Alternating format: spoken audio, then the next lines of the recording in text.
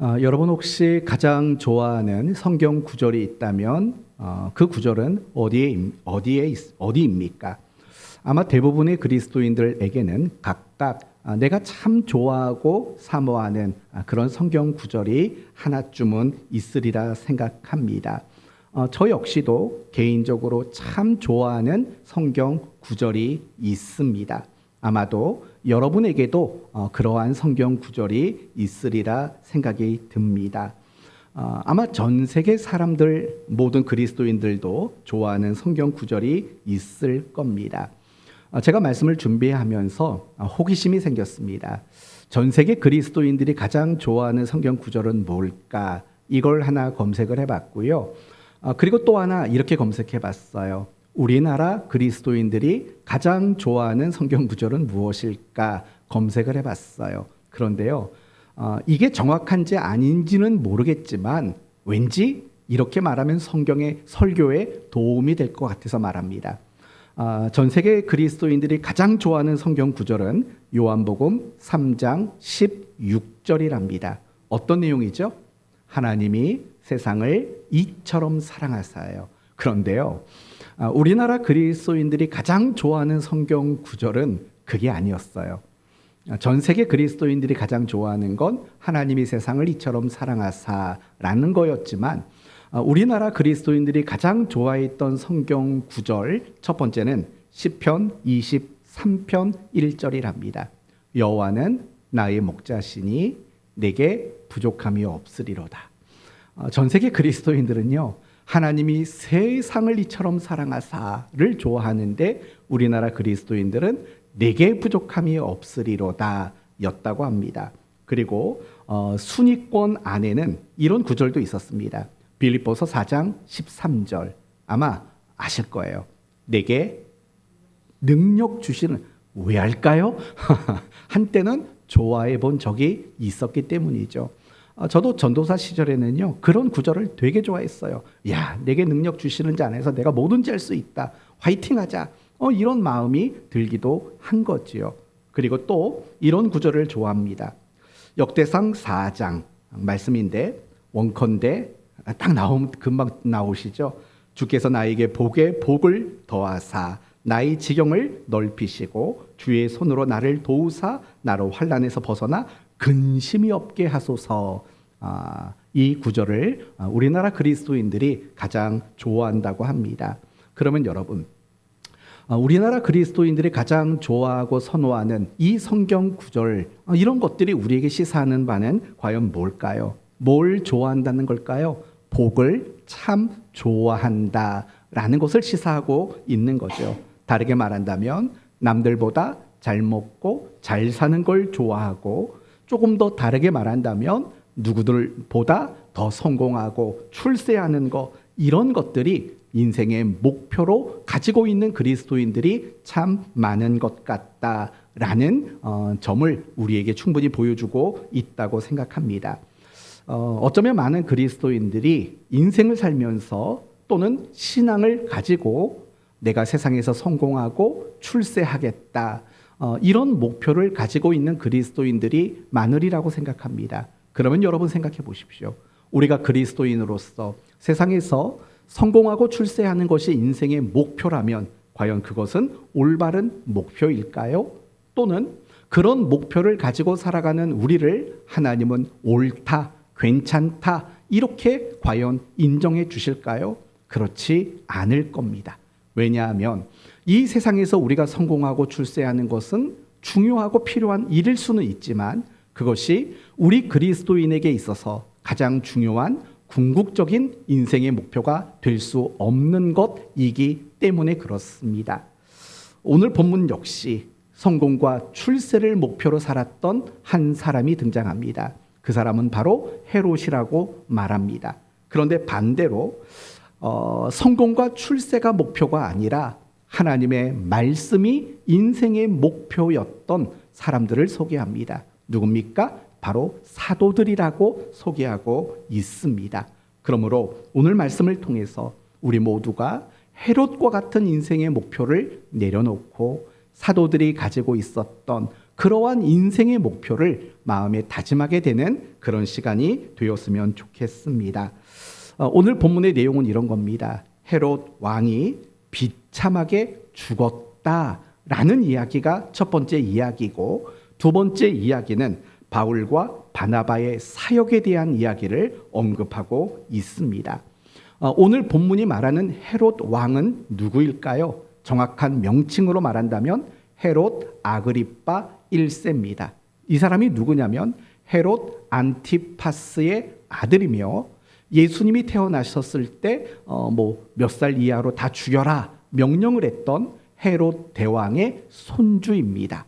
그리고 우리가 앞부분에 살펴봤던 야고보 사도를 참수해서 죽였던 사람이고, 베드로를 죽이려고 감옥에 가두어 두었던 사람이 바로 이 헤롯이라는 왕입니다.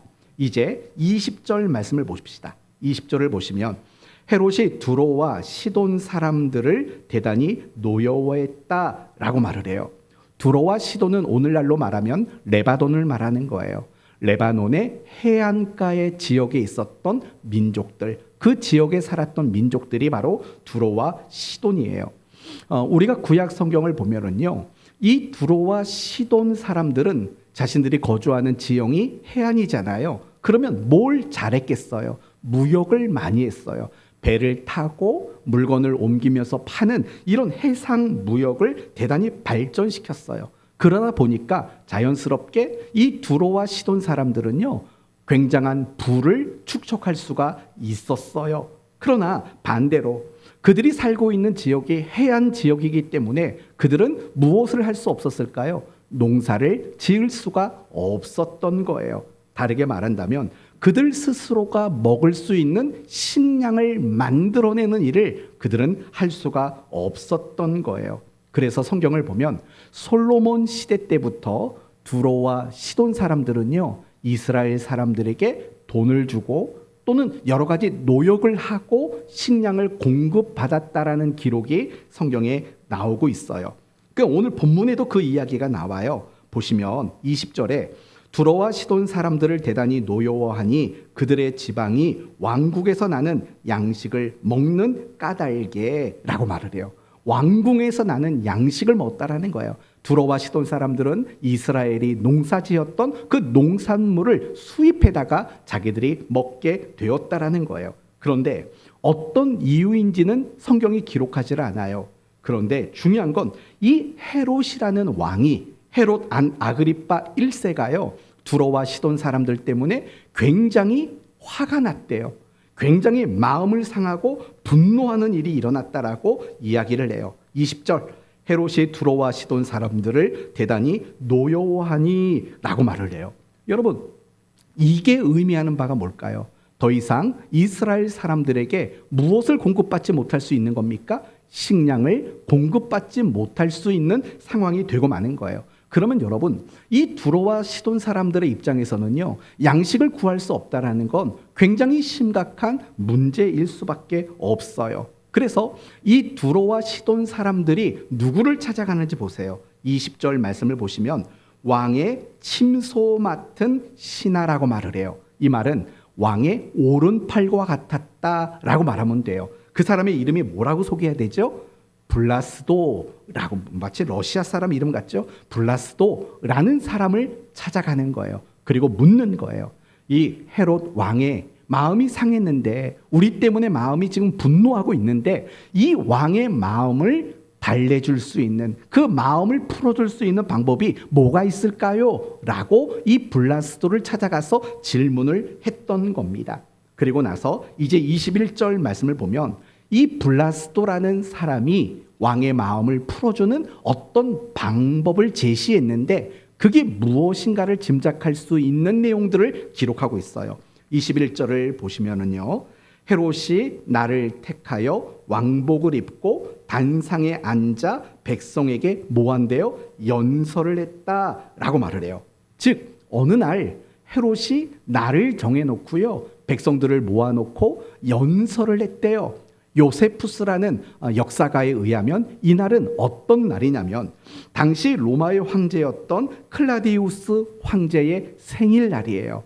그러면 여러분, 이 헤롯 왕이 클라디우스 황제의 생일날 연설을 했다면 어떤 연설을 했겠습니까? 당연히 그 황제에 대해서 칭송하는 연설을 했을 게 너무나도 분명하다라는 거예요. 왜냐하면요, 그래야지만 자신의 왕권이 유지가 될 수 있다고 생각했기 때문일 거예요. 여러분도 알고 있을 거예요. 여러분, 헤롯 대왕, 그리고 그의 아버지 헤롯 안티파스, 그리고 오늘 본문에 나오는 헤롯 아그리파 1세, 이들은 다 정식 유대인들이 아니에요. 그럼 이들은 누구냐?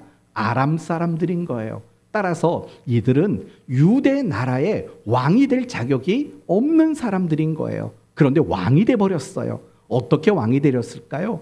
그의 할아버지 때부터 황제에게 뭔가 잘 보인 것이 있었던 거예요. 그 황제가 유대 정권에 개입을 하고 이 헤롯 가문을 그 나라의 통치자로 임명을 한 거예요. 그래서 할아버지 때부터 아버지 자신에 이르기까지 정권을 유지할 수 있었던 거예요. 그러니까 이 헤롯 아그리파 1세는 누구에게 잘 보여야 될까요? 당연히 황제에게 잘 보여야 되는 거예요. 그래서 황제의 생일날 그 날을 정해놓고 백성들을 모아서 연설을 했다라고 이야기를 하고 있어요. 그만큼 지금 로마 황제에게 잘 보여야 되는 거예요. 그래야지만 당신의 정권이 유지가 될 수 있었기 때문이라고 말을 해요. 그러면서 요세푸스를 더 보면은요, 헤롯이 연설하는 장면을 짤막하게 소개를 하는데 이렇게 소개를 해요. 헤롯은 은으로 만든 옷을 입고 떠오르는 아침 태양빛을 받으며 연설을 했다라고 말을 해요. 여러분, 이제부터 상상을 한번 해보세요. 은으로 만든 옷이래요. 이제 아침에 해가 떠오르고 있대요. 그러면 여러분, 떠오르는 그 햇살이 그 은으로 만든 옷에 비추어졌다고 생각해 보세요. 그럼 어떻게 보였겠어요? 마치 금이 빛나는 것처럼 반짝반짝거리게 보일 수밖에 없었을 거예요. 아마 연설을 하는 헤롯 왕을 보면서요, 사람들은 눈부셨을 거예요. 그 헤롯 왕을 똑바로 쳐다보지 못할 정도로 눈이 부셨을 게 너무나도 분명하다라는 거예요. 그때 이 블라스도라는 사람에게 조언을 들었던 두로와 시돈 사람들이 이렇게 말을 하는 거예요. 22절, 백성들이 크게 부르되 이것은 신의 소리요 사람의 소리가 아니라. 기가 막힌 말을 하는 거예요.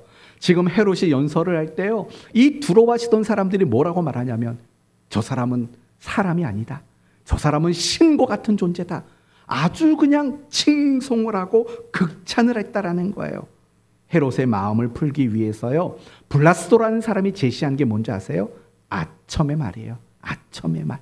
높여줘라, 띄워줘라, 기분 좋은 말을 많이 해라. 이제 며칠 뒤면 로마 황제를 위해서 연설을 하는데 그때 이런저런 옷을 입고 연설을 할 거야. 그때 한번 제대로 한번 말해봐라. 그런 말을 하라고 블라스도가 조언을 준 거죠. 두로와 시돈 사람들은요, 그 조언을 따라서 나첨의 말을 하게 되었다라는 거예요. 오늘 본문은 나오지 않아요. 헤롯의 기분은 어땠을까요? 헤롯의 기분은 어땠을까요? 뭐 어때요? 째졌겠죠. 기분이 너무 좋을 수밖에 없었을 거예요. 지금까지 괘씸하게 생각했던 두로와 시돈 사람들 그 마음이 다 녹아져 버렸을 정도로 기분이 대단히 좋았을 거예요. 그럴 정도로 그는 교만한 사람이었기 때문에 그래요. 왜냐하면요, 23절을 보시면 헤롯이 영광을 하나님께 돌리지 않았다라고 말하는 걸 보면 이 사람은요, 자기가 하나님 되고 싶은 사람이고 자기가 사람들에게 영광 받기를 원하는 대단히 교만했던 사람이라는 것을 알 수 있어요. 그런데 그런 헤롯에게 하나님은 어떤 일을 하셨냐면요, 23절에 주의 사자가 곧 친히 벌레에게 먹혀 죽이니라, 이렇게 말을 해요. 요세푸스의 이야기에 의하면요, 연설을 하던 헤롯이 갑자기 배를 움켜잡았대요. 그리고 떼굴떼굴 굴렀대요. 그리고 5일 만에 죽었대요. 그래서 왜 죽었나 그의 배를 갈랐더니 그 몸속에 벌레들이 가득 차 있었다고 말하고 있어요. 뭐 아마 기생충 이런 것들이 대단히 많았겠죠. 그가 왕이 된 지 7년 만에 죽은 거고 그의 나이 54세에 비참하게 죽은 거예요. 벌레에 의해 죽은 거죠. 그러면 이제 본론으로 들어갈게요. 이렇게 비참하게 죽었던 헤롯 아그리파 1세, 그의 죽음을 우리에게 소개하는 이유는 뭘까요? 교만한 자를 물리치시는 하나님, 또는 교회를 박해하고 사도들을 죽였던 그의 죄를 심판하시는 공의로우신 하나님, 이런 것들도 얼마든지 우리에게 소개하기 위함일 거예요. 하지만 더 중요한 게 있다고 저는 생각이 들어요. 그것은 뭐냐면 헤롯처럼 살면 안 된다라는 거예요. 여러분, 지금 헤롯의 인생의 목표는 뭘까요? 성공하는 거예요. 출세하는 거예요. 그리고 그 성공과 그 출세를 오래도록 유지하는 거예요. 누리는 거예요. 그게 헤롯의 인생의 목표였던 거죠.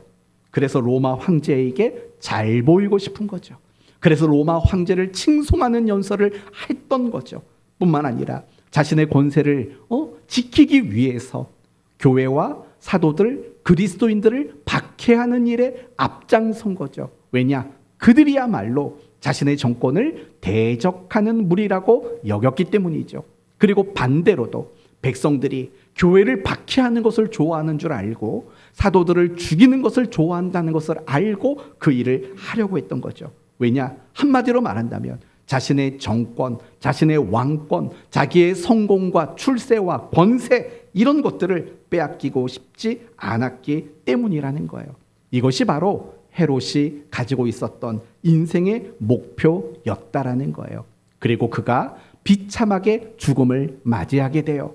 결국 그 죽음이 의미하는 바는 헤롯과 같은 인생의 목표를 가지고 살면 안 된다는 거죠. 왜요? 그런 인생의 목표를 가지고 사는 것은 틀린 것이고 잘못된 것이고 얼마나 위험한 일인가를 보여주기 위함이라는 거예요. 사실은요, 세상 사람들이 헤롯을 봤을 때는요, 성공한 사람이라고 인정해 줄지를 모르겠어요. 하지만 적어도 하나님은요, 이 헤롯은 결코 성공하고 출세한 사람이 아니라고 말하는 거예요. 도리어 그는 비참한 인생을 살았고 잘못된 인생을 살았다고 보여주는 거예요. 그것이 오늘 본문의 헤롯의 죽음이 우리에게 전달하려고 하는 귀한 메시지라는 겁니다. 그런데요, 이 세상을 살아가는 많은 사람들, 그들의 인생의 목표도 사실은 헤롯과 다르지 않아요. 성공하고 출세하는 것, 부귀의 영화를 가지고 누리는 것이 이 세상을 살아가는 많은 사람들의 인생의 목표고 소원이고 꿈이라는 거예요. 아마 사람들의 마음속에 늘 그런 마음이 있는 거죠. 나도 헤롯과 같은 인생을 살아봤으면 좋겠다. 이게 이 땅을 살아가는 사람들이 가지는 꿈이고 목표고 소원이에요. 그런데 어느 순간이 되면은요, 나는 헤롯이 될 수 없다라는 것을 깨닫게 되는 순간이 찾아와요. 그러면 우리는요, 어디에 욕심을 내냐면 내 자식이라도 헤롯과 같은 인생을 살면 좋겠다라고 소원이 바뀌어지게 돼요. 그래서 아이들을 들들 볶는 거고 아이들을 괴롭게 하는 일들을 부모들이 서슴지 않고 저지르게 된다는 거예요. 이게 바로 세상 사람들이 살아가는 인생의 목표인 거예요. 더 잘 먹고 더 잘 살고 더 성공하고 더 출세하고, 그래서 사람들이 너무 나를 보면 늘 부러워하고, 이런 것들을 경험하며 사는 것이 이 세상 사람들의 인생의 목표라는 거지요. 그런데 여러분, 알고 계십니까? 많은 그리스도인들 역시도 헤롯이 되는 것이, 헤롯처럼 사는 것이 인생의 목표인 경우가 너무나도 많아요. 제가 이미 설교를 시작하면서 말씀드렸던 우리 기독교인들이, 그리스도인들이 가장 좋아하는 성경 구절이 뭐냐? 내게 부족함이 없으리로다. 내게 능력 주시는 자 안에서 내가 뭐든지 할 수 있다. 원컨대 나에게 복을 더하사 나의 지경을 높이시고 나로 하여금 근심이 없게 하소서. 사실은 이런 성경 구절들을 좋아하는 것도 그 이면 속에는 어떤 인생의 목표를 드러내고 있는 거냐? 내가 정말 헤롯과 같이 살고 싶다라는 우리 내면의 또 다른 고백이라는 것도 잊지 말아야 돼요. 뿐만 아니라 우리가 하나님 앞에 간절히 기도하는 그 기도의 내용들도 상당수가 뭐냐? 헤롯처럼 되게 해주세요 라는 그런 기도가 사실은 우리가 드려지는 그 기도의 상당 부분을 차지하고 있다는 걸 아실 거예요. 사업이 잘 되게 해주세요. 잘 먹고 잘 살게 해주세요. 우리 자식이 성공하고 출세하게 해주세요. 사실은 이런 기도 때문에 얼마나 많은 기도가 쓰여지겠어요. 여러분 아세요? 1년 중에 새벽 예배 성도 가장 많이 나오는 달이 어느 달인지 혹시 아세요? 어느 달일까요? 11월 달이에요. 11월. 아니 11월 달에 왜 성도들이 새벽에 안 나오다가 그렇게 열심히 나올까요? 수능고사가 있잖아요. 내 자식의 인생의 문제가 걸렸다고 생각하는 수능고사 앞에서는요, 새벽 예배 안 나오던 엄마 아빠도 열심히 나와요. 그런 것들을 보면 내 자식도 뭐가 되면 좋겠다는 거예요. 헤롯이 되면 좋겠다는 거예요. 내가 못 이룬 헤롯을 내 자식이라도 이루어주면 좋겠다. 사실은 이런 마음들을 가지고 있는 거예요. 물론 오해하지는 마세요. 제가 여러분이 성공하면 안 된다고 말하는 거 아니에요. 여러분이 출세하는 거 원하지 않는다는 말이 아니에요. 저는요, 여러분이 성공했으면 좋겠어요. 여러분이 사업하는 거, 여러분이 손을 대는 거, 거기에 하나님이 복을 주시기를 바래요. 여러분이 세상에서 출세하기를 바래요. 여러분이 세상에서요, 정말 부귀 영화를 누리는 그런 성도들이 되기를 바래요. 대통령도 냈으면 좋겠어요. 제가 지난주에 가정 예배를 드릴 때 그런 얘기를 했어요. 주님은 우리 모두가 높아지려는 사람이 되는 걸 원하지 않는다. 천국은 높아지려면 낮아져야 된다. 이 본문을 가지고 가정 예배를 드렸어요. 그러면서 이런 말을 했어요. 그렇다고 해서 우리가 세상에서 정말 낮은 직위에만 머물러 있으라는 뜻은 아니다. 하나님은 우리가 대통령 되기를 원하신다. 하나님은 우리가 국회의원 되기를 원하고, 하나님은 우리가 기업의 회장이 되기를 원하신다. 단 그 자리에서, 그 역할에서 섬기는 자가 되는 거, 그게 중요하다라고 이야기를 했어요. 마찬가지예요. 저는 여러분이 세상에서 성공하지 말라는 게 아니고 출세하지 말라는 게 아니에요. 저는 여러분의 자녀가요, 정말 세상에서 높은 자리에 있었으면 좋겠어요. 그래서 그곳에서 정말 거룩하고 선한 영향력을 끼치는 그런 인물들이 되기를 바래요. 하지만 중요한 거는요, 내가 세상에서 성공하고 출세하는 거, 그게 우리의 인생의 목표가 되는 것은 대단히 위험한 일이고 그건 잘못된 일이라는 거예요. 여러분 그거 알고 계세요? 우리나라 대학생, 신입생 중에서 자살률이 제일 높은 대학이 어딘 줄 아세요? 우리나라에서 첫째, 둘째, 셋째 손꼽히는 대학들이에요. 이거 비하하는 거 아니니까 이해해 주시고 들었으면 좋겠어요. 지방대 다니는 사람들은 별로 입학 후에 자살을 안 해요. 그런데 여러분이 잘 아시는 S, K, Y 이런 대학에 다니는 신입생들 중에서는요, 자살하는 사람들이 그렇게 많대요. 왜냐? 그게 그들의 목표였으니까. 더 이상 자신이 이루어야 할 어떤 목표가 더 이상 존재하지 않는 거예요. 그것만 보고 달려온 거예요. 그래서 그런 자살률이 너무나도 높아지게 되었다라는 걸 본 적이 있어요. 여러분, 헤롯이 되겠다고요? 그게 과연 우리를 행복하게 만들어 줄 수 있을까요? 여러분의 자녀가 헤롯이 되면 여러분의 자녀는 정말 행복하게 살 수 있을까요? 그렇지 못해요. 뭐가 그걸 보여주냐고요. 오늘 본문의 헤롯의 그 비참한 죽음, 연설하는 도중에 배를 움켜잡고 쓰러져 죽어버리는 그 모습을 보면 헤롯이 되는 것, 헤롯처럼 사는 것, 잠깐은 그게 재미나고 좋아 보일지 모르지만 참 불쌍한 인생을 살아가는 거죠. 그런데 우리는 그런 생각을 잘 못해요. 그래서 최대한 신앙을 동원해서 이 세상에 헤롯이 되고 싶어하는 그런 욕심을 이루려고 하는 우리의 모습도 적지 않다라는 거예요. 이건 여러분 얘기하는 게 아니라 제 얘기를 하는 거예요. 저도 제 자녀를 생각하면서 저도 모르는 사이에 헤롯이 되기를 바라는 마음이 있어요. 헤롯이 되고 싶은 마음, 되게 해주고 싶은 마음. 왜요? 늙었으니까 부모가 너무 늙었으니까 이 아이가 부모가 앞으로 살아요. 죄송합니다. 없던 말로 하고 이 아이가 스스로 형제도 있는 것도 아니고 살 때 세상에서 어떻게 살까? 뭐 그런 고민과 그런 걱정을 하다 보니까 얘가 자기를 지킬 수 있는 그런 높은 사람이 되면 좋겠다. 힘 있는 사람이 되면 좋겠다라는 그런 식의 생각을 가질 때가 있어요. 가끔씩 그런 생각들이 올라와요. 그런데 아버지가 목사니까 그렇게는 말 못하죠. 그렇게 말하죠. 네가 예를 들면 변호사가 돼봐. 그러면 얼마나 많이 힘든 사람을 도와줄 수 있겠어. 사실 내심 마음속에는요, 남들 도와주는 것도 마음에 품고 있죠. 그러나 너를 좀 지킬 수 있어야 될 것 같아 라는 그런 마음들이 사실은 있는 거예요. 저도 어쩌면 목회를 하는 가운데 헤롯과 같은 목사가 되고 싶은 마음들을 왜 안 품어봤겠냐고요. 제 자식을 향해서도 내 자식이 이 세상에서 헤롯 같은 사람, 성공하고 출세하고 사람 되고 싶은 마음이 왜 없겠냐고요. 여러분 마음속에도요, 그런 마음들이 분명히 있을 거예요. 그러나 그런 마음들을요, 우리 모두가 내려놨으면 좋겠어요. 오늘 봤잖아요. 헤롯이 그렇게 살아가는 게 절대로 가치 있는 인생도 아니고 행복한 인생도 아니고 하나님이 인정하고 칭찬해주는 인생도 아니라는 걸 봤잖아요. 그러면 이제 우리는 헤롯과 같은 성공과 출세를 목표하는 그런 인생을 내려놓을 수 있어야 되지 않겠습니까? 그리고 이제는 고민해야 돼요. 뭘 고민해야 되냐? 그럼 내가 그리스도인으로서 나는 무엇을 목표하는 인생을 살아야 할까? 이 고민을 우리는 가져야만 하는 거예요. 이제 오늘 본문을 보면은요, 헤롯, 두로와 시론, 블라스도 이 사람들을 제외하고 또 새로운 사람들이 등장을 해요.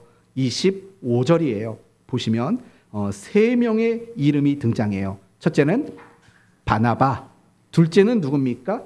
사울, 우리가 잘 아는 바울이라는 사람이고요. 세 번째 등장하는 사람은 마가라 하는 요한. 그러니까 이 말은 히브리식 이름과 헬라식 이름을 섞어서 말하는 거예요. 마가라 하는 요한이라고 말하죠. 그러면 뭐 마가가 헬라식 이름이겠고 요한이라는 이름이 히브리식 이름이겠죠.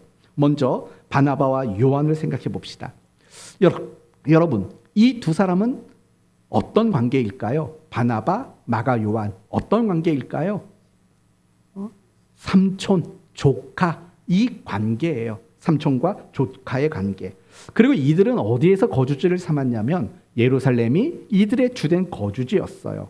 그런데 그게 고향이고 삶의 터전이고 미래를 위해 준비했던 곳이고 굉장히 익숙한 삶의 자리예요. 그런데요, 사도행전 11장 22절을 보시면 예루살렘 교회가 바나바를 어디로 파송을 했냐면 안디옥이라는 곳으로 파송을 했어요. 그 안디옥만 기억하면 돼요. 그리고 오늘 본문 25절을 보시면은요, 바나바와 사울이 부조하는 일을 마치고 이거 예루살렘 성도들의 기근으로 인한 어려움 때문에 구제헌금을 했다고 얘기했잖아요. 그걸 마치고 나서요, 마가라 하는 요한을 데리고 예루살렘에서 돌아오니라. 그러면 이 마가 요한도 이제 돌아왔다라고 말하면 어디에 거주지가 있는 거예요? 안디옥이라는 곳에 거주지가 생기게 됐다라는 거예요. 여러분, 바나바와 마가 요한은 예루살렘이 거주지였던 사람들이에요. 그런데 그들이 이 거주지를 어디로 옮겼냐면 안디옥으로 옮겼다라는 거예요. 그러면 예루살렘에서 안디옥까지의 거리는 얼마나 될까요? 대략 480km예요. 480km. 그러면 여기서 부산 가는 거리 정도 되는 거죠. 결코 가까운 거리가 아니에요. 그러면 이제 바울이라는 사람을 한번 생각해 봅시다. 혹시 바울의 고향이 어딘지 아시나요? 다메섹에서 복음을 전하다가 박해를 받아서 광주리를 타고 여기로 자기 고향으로 도망갔어요. 바울의 고향은 어딜까요? 한 글자만 알려드릴게요. 다자로 시작해요. 한 글자가 더 알려드릴게요. 소자예요. 그러면 어딜까요? 다소. 두 글자인데 두 글자를 다 말씀드린 거네요. 아무튼 다소가 고향이에요. 그러면 다소에서 있을 때 바나바가 다소에 사람을 보내고 찾아가요. 그래서 어떻게 했냐면 바울아 와서 나 좀 도와줘. 그래서 바울은 다소에 머물다가 안디옥으로 이동을 해요. 그러면 다소에서 안디옥까지의 거리는 얼마나 될까? 240km 돼요. 그러니까 예루살렘에서 안디옥 가는 거리의 딱 절반이에요. 그러나 짧은 거리는 아니에요. 그럼 여러분 생각해 보세요. 이 세 사람, 바나바, 마가 요한, 바울, 이 세 사람이 그 먼 곳으로 거주지를 옮겨간 이유는 뭘까요? 복음 때문이죠. 주님 때문이죠. 하나님의 말씀 때문에 그들은 자신의 삶의 거주지를 그 멀리 옮겨갔다라는 거예요. 한마디로 말하면 이 바울과 바나바와 마가 요한이라는 이 사람들은 누구냐? 무엇이 목표이냐? 복음이 목표이고 주님이 목표이고 결국에는 하나님의 말씀이 그들의 인생의 목표였던 사람이라고 우리에게 소개하고 있다라는 거예요. 사랑하는 성도 여러분, 이게 우리가 품어야 되는 인생의 목표라는 거예요. 헤롯처럼 우리가 21세기 헤롯이 되는 것, 그게 우리의 인생의 목표가 되면 안 되고 바울과 바나바와 마가 요한처럼 정말 하나님의 말씀이 인생의 목표가 돼야 돼요. 하나님의 말씀을 따라가고 하나님의 말씀을 내 삶에 펼쳐내는 것, 하나님의 말씀, 그것이 우리의 인생에 바라봐야 할 가장 궁극적인 목표이어야 한다라는 거예요. 하나님이 가라 하면 갈 줄 아는 사람, 하나님이 멈춰라 하면 멈출 줄 아는 사람, 하나님이 머물러라 하면 그 기간이 어느 정도의 기간이든 간에 그 기간에 머물러 기다릴 줄 아는 사람, 하나님의 말씀을 따라 살아가는 사람, 이런 사람이 되는 것이 우리의 인생의 가장 중요한 목표가 되어야 한다라고 말씀하고 있는 거예요. 사랑하는 성도 여러분, 아브라함을 생각해 보면 되지 않을까요? 아브라함을 향해 하나님은 이렇게 말씀하시죠. 아버지, 집, 본토, 친척, 집을 떠나가라라고 말을 해요. 여러분 같으면 그 명령이 충분한 이해와 납득이 되어질 수 있을까요? 이삭을 바치는 일은 어때요? 어느 날 뜬금없이요, 하나님이 아브라함에게 일방적으로 말을 해요. 내 독자 이삭을 모리아 산으로 데려가서 번제로 바쳐라 라고 말을 한다고요. 여러분, 아브라함이 얼마나 인내하면서 얻은 아들이에요. 그런데 아무런 설명도 없어요. 그냥 갖다 바치래요. 그런데 여러분, 그 말이 아브라함의 입장에서는 납득이 돼요? 이해가 되겠어요? 충분한 이해와 납득이 되지를 않아요. 그러니까 그 행위를 믿음이라고 말하는 거죠. 믿음이라는 건 충분한 이해와 납득 속에 이루어지는 게 아니거든요. 믿음이란 하나님을 신뢰하는 거거든요.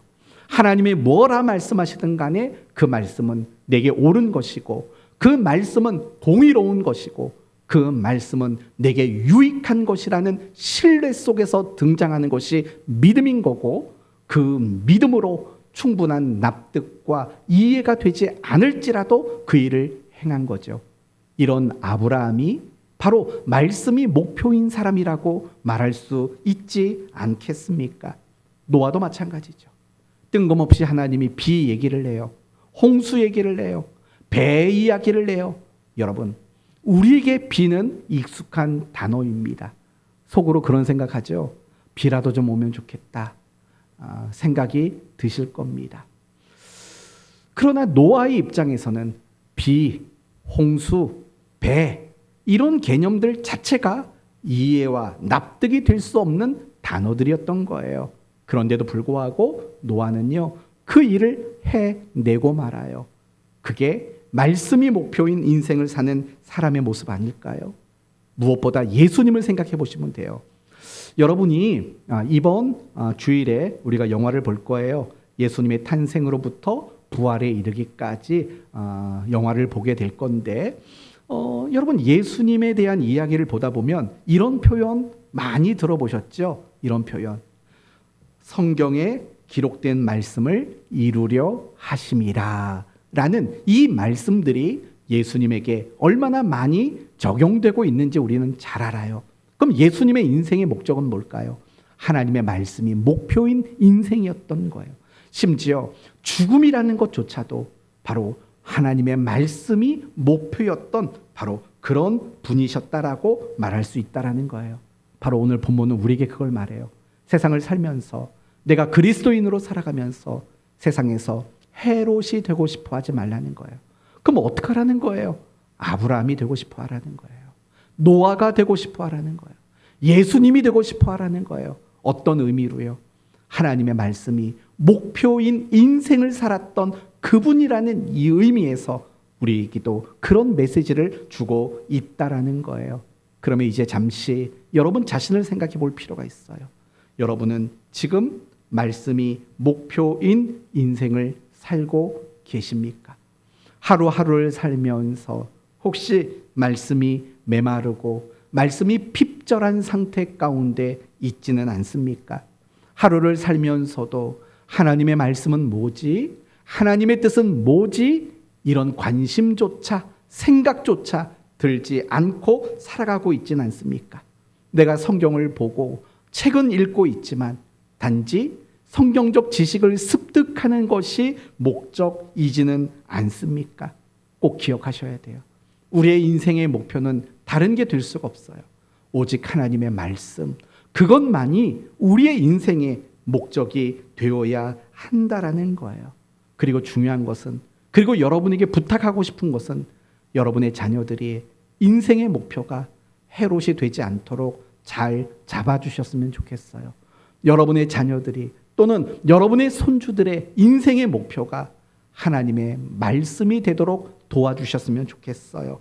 25절을 보면 바나바와 사울이 부조하는 일을 마치고 마가라는 요한을 데리고 예루살렘에서 안디옥으로 돌아오니라 라는 뜻이에요. 마가 요한을 왜 데려갔을까요?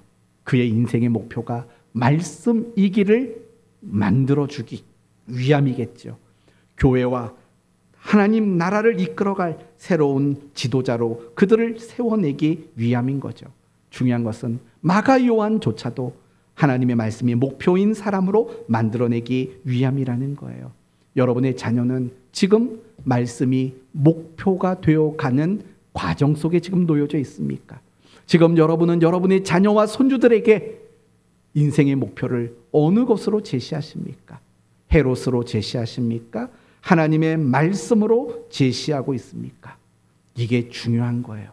이게 여러분의 자녀의 인생의 미래를 결정짓는 대단히 중요한 근거가 될 수밖에 없어요. 그래서 여러분의 자녀의 인생의 목적을 바로 하나님의 말씀이 되도록 만들어주는 것, 이게 신앙 교육이고 이것이 부모가 자식들에게 해야 되는 양육의 본질인 거예요. 야야야 일어나 교회가, 이것도 필요한 말이죠. 하지만 여러분의 자녀들이 하나님의 말씀이 목표가 되는 그런 인생, 말씀을 따라가고 말씀에 대해 관심을 갖고 그 말씀을 준행하고자 하는 그런 소원을 가지고 살아가는 인생으로 만드는 것, 그게 우리의 책임이라는 겁니다. 이제 끝으로 한 가지만 말씀드리고 마치려고 합니다. 오늘 말씀의 내용은 이제 명확해졌습니다. 헤롯이 되는 것을 인생의 목표로 삼지 말고 무엇이 목표라고요? 하나님의 말씀이 목표인 인생을 살아가라고 말씀하셨습니다. 그렇다면 우리에게 필요한 것은 뭐냐? 예, 저도 그렇게 살고 싶습니다라는 원하는 마음이 전부일 수는 없다라는 거예요. 예를 들면 이런 거죠. 내가 건강했으면 좋겠다. 마음을 품는다고 우리가 무조건 건강해질까요? 아닙니다. 건강해질 수 있는 어떠한 노력을 해야지 우리는 건강해질 수 있어요. 행복해지기를 원해요. 그런다고 우리는 다 행복해질 수 있을까요? 아닙니다. 행복해질 수 있는 어떤 노력을 해야지 우리는 행복해질 수 있는 겁니다. 마찬가지예요. 말씀이 목표인 인생을 살고 싶어요 라는 원하는 마음만 있다고 되는 게 아니에요. 정말 말씀이 목표인 인생이 되도록 노력해야 될 것들이 우리에게 있다라는 거죠. 저는 그 노력을 간단하게 세 가지만 말씀드리고 마치려고 해요. 첫째는 여러분이 교회가 정한 예배에 적극 참여하셔야 돼요. 왜냐? 예배야말로 하나님의 말씀이 우리가 정말 목표 삼아야 되는 하나님의 말씀이 선포되어지는 시간이기 때문에 그래요. 하나님의 말씀으로 우리가 걸어가야 할 길들을 제시하는 시간이기 때문에 그래요. 그래서 교회가 정해놓은 시간들이 있잖아요. 새벽이든 수요일이든 돌아오는 주일, 금요일, 금요 기도회든 아니면 주일 예배든 정말 우리가 예배에 집중하고 정말 우리가 예배에 열심을 내는 일들이 분명히 필요하다라는 거예요. 예배를 소홀히 여긴다면 어떻게 우리가 말씀이 목표인 그런 인생을 살아갈 수 있겠습니까? 그럴 수는 없는 거죠. 그러므로 저는 우리 교회가 예배에 대한 집중력과 예배에 대한 열심들이 회복되어졌으면 좋겠어요. 예배가 여러분의 삶의 우선순위가 되었으면 좋겠어요. 그래서 함께 모여 예배하고 그 예배 가운데 하나님이 제시하시는 말씀을 마음에 담아내는 이런 훈련들이 우리에게 생겼으면 좋겠어요. 두 번째는 가정 예배라고 저는 생각이 들어요. 여러분, 우리가 자녀를 신앙으로 양육하는 제일 좋은 방법은요, 당연히 모범을 보이는 일이겠죠. 저희가 가정 예배를 드리면서 확인하는 것들이 몇 가지가 있어요. 뭐냐면 저희는 가정 예배를 드릴 때 설교는 제가 하지만 찬송가를 고르고 또 기도는 두 여자가 돌아가면서 하거든요. 그런데 저희 딸이 기도할 때 보면은요, 제가 쓰는 단어를 쓰더라고요. 제가 쓰는 표현들을 쓰더라고요. 제가 그걸 가르쳤겠어요? 아니에요. 그거 어떻게 그렇게 될까요? 근데 이거는 저희 딸 얘기만도 아니에요. 우리 교회 성도들이요, 대표기도 하러 나올 때 기도하는 내용들을 보면은요, 이게 세뇌가 된 건지 제가 자주 했던 그런 의미를 가지고 기도하는 분들이 많이 있는 것도 보게 돼요. 결국 제가 뭘 말씀을 드리냐면요, 가정 예배는 정말 중요하다라는 거예요. 그렇다고 저희가 매일 가정 예배를 드리는 건 아니에요. 일주일에 딱 한 번 금요일 저녁에 가정 예배를 드려요. 그렇다고 제가 뭐 설교를 주일처럼 50분씩 하진 않아요. 기껏해야 10분, 15분 남짓하고 말아요. 그런데도 그 가정 예배 시간에요, 뭐가 이루어지냐면 하나님에 대한 이야기가 가족들 사이에서 너무 자연스럽게 나와요. 우리가 뭘 놓고 기도해야 될지가 너무 자연스러워져요. 그리고 성경에 대해서 질문을 받게 되는 일들이 생겨나기 시작해요. 자녀들에게 말이에요. 그 일들이 우리에게는 필요하다고 생각해요. 정말 가정 예배를 드리는 일, 그게 말씀이 목표인 인생을 살아가는 일에 있어서 특히 여러분의 자녀가 말씀이 목표인 인생이 되어지는 그 일에 굉장히 큰 유익을 주는 일이 될 거라는 거예요. 그리고 또 한 가지 더 말씀을 드린다면 큐티를 놓치지 마셔야 돼요. 큐티.